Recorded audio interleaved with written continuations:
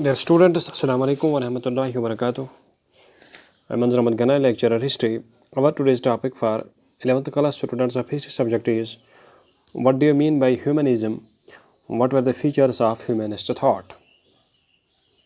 Dear students, humanism is an ideology or a thought which stresses on giving prime importance, on giving this most important value to humans and human welfare in this world, and not to think of the hereafter, or not to think of the world after death, not to think of the life after death. Means that humanism is that ideology, that thought, that philosophy which believes in thinking about human welfare, measures, and human well being in this world, and not to think of the life or not to think of humans after their death. Dear students, so humanist ideology believes in focusing on life of the people in this world, focusing on bringing more and more peace and prosperity, progress in the lives of the people in this world. As you know, dear students, in the previous unit, that is the three orders, we had studied that church was the most important place, most important institution in the medieval Europe, and church had given most importance to the life after death and not to the life of the people in this world.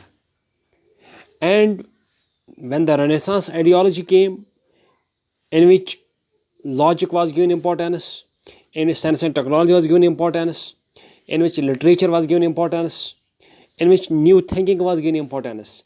And this Renaissance thinking, Renaissance ideology made people believe that the life after death, about which church talks, is an uncertain world. We don't know anything about life after death. So let us not think about the life after death, but think about the life of people in this world. Think about as to how we can make the life of people in this world more prosperous and more progressive. And this philosophy, in which the stress was laid on the human welfare, human well-being, human progress, human prosperity in this world, was known as humanist ideology, humanist thought, or humanism. And this humanist ideology, it started in Italy in the 14th century, along with the thought of the Renaissance movement, along with the Renaissance ideology. And it had some this prominent features. The prominent features of the humanist ideology can be discussed as under. Number one, humanism stressed on studying human life, problems of humans, make human life happier, prosperous, and exalted. Means that humanism stressed just on concerning or studying, stressing on the human life, problems, prospectus, and only objective was to make human life happier and happier. Number two, humanism gave all importance to life in this world, and the life after death, life hereafter, had no importance. And this life here after death was of prime importance according to the ideology of the church in the medieval Europe. But now in the modern ages, humanist ideology believed that we must just focus on life in this world and pay no attention towards life after death, which was total uncertain and totally imaginary.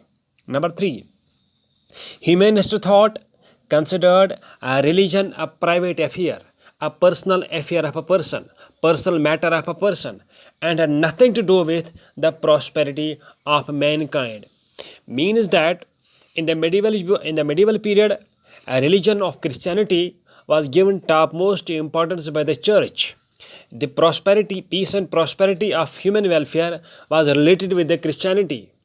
But the humanist ideology believed that a religion was a private affair, personal affair of a person, and a religion had nothing to do with the peace, prosperity, and progress of mankind. Number 4,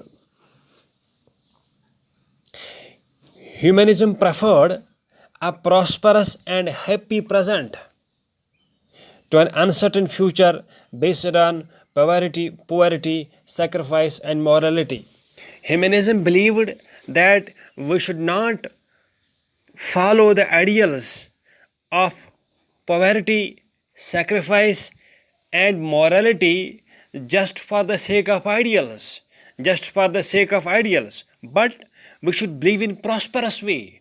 No doubt the principles of morality should be adopted. Sacrifice must be there, but these should not bring poverty. They should not bring misery to the people.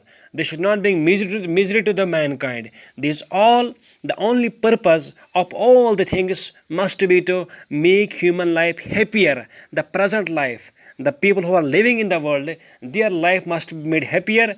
Poverty, sacrifice, morality should not be given that importance. Important should only be to the this happiness and prosperity of human life, and not to base anything on future which is uncertain and imaginary.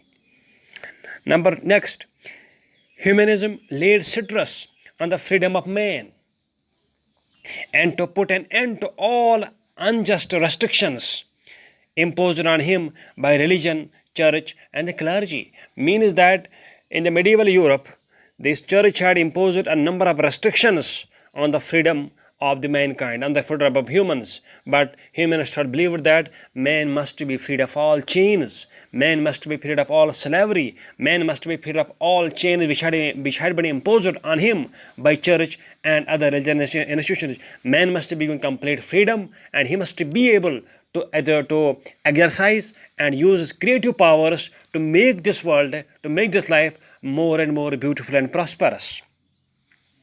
Next, Francisco Petrarch, Dante Alighieri,